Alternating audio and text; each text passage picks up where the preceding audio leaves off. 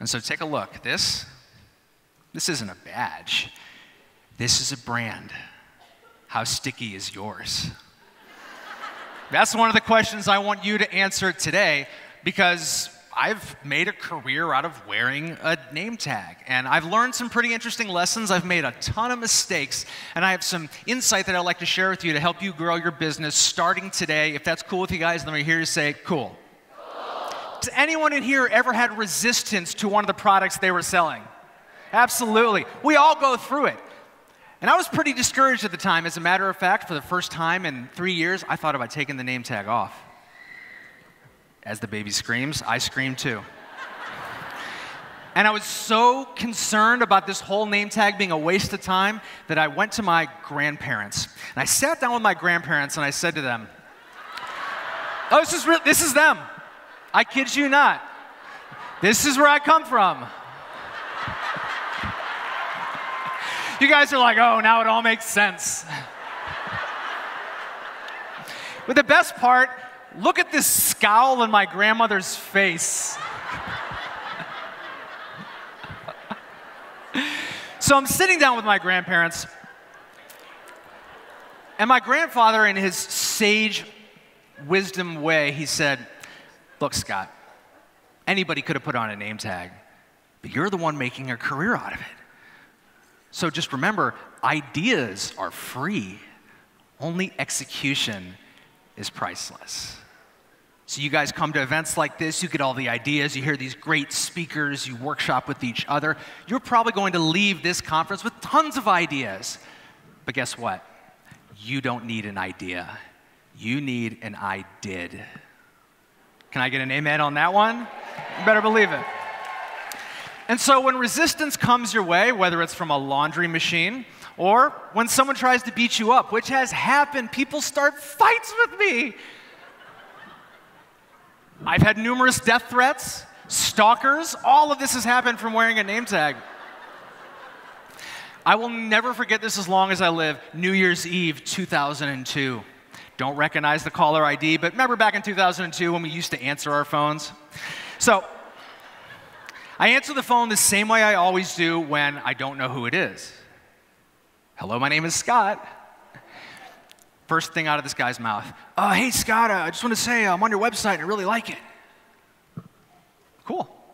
Thanks. Actually, the real reason I'm calling is, well, I'm an alcoholic and I have a history of abuse, physically, sexually, emotionally, and I'm unemployed and I got a lot of mental problems.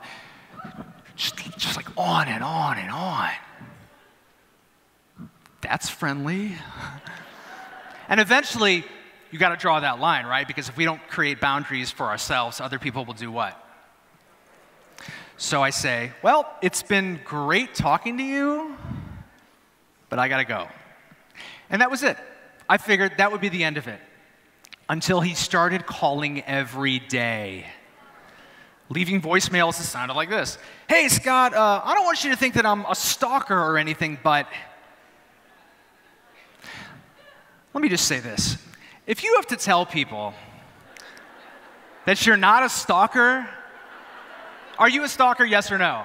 Yeah, there's a fine line between sales and stalking. I think we all know that. So I changed my phone number, take it off the website. Problem solved, right? Oh, no. He showed up at my house. How did I know it was him? Well, I did some Googling. By the way, never Google when you're emotional. And I type in, abuse, alcoholic, all these sort of characteristics that he was saying. First hit that comes up, characteristics of serial killers. So I'm going to die. And one night, I'm taking out the trash, wearing my name tag, of course, and I see this guy kind of by the dumpster. And something that I learned about individuals that have social anxiety disorder is when they introduce themselves, they won't make eye contact. And it's really awkward. Kind of like it must be for you guys right now. And so I see this guy kind of inching towards me, like ready to shake my hand, and his left hand was behind his back. And so I'm thinking, ice pick. And he pulls it out, But it wasn't an ice pick. It was a copy of He Didn't Want to Kill Me, He Just Wanted an Autograph. So I grabbed the pen. I don't even remember what I wrote. It was like, best wishes, love Jamal. I don't even know. And he went away, and I never saw him again. And so I went back inside to change my underwear, and I started thinking, just kidding. I'm just kidding. I don't wear underwear. Anyway, too much information. So when the resistance comes in, it's all in the response, and it's our job to create boundaries before people override them. During this time of resistance in those first few years, I said to myself, you know what the problem is?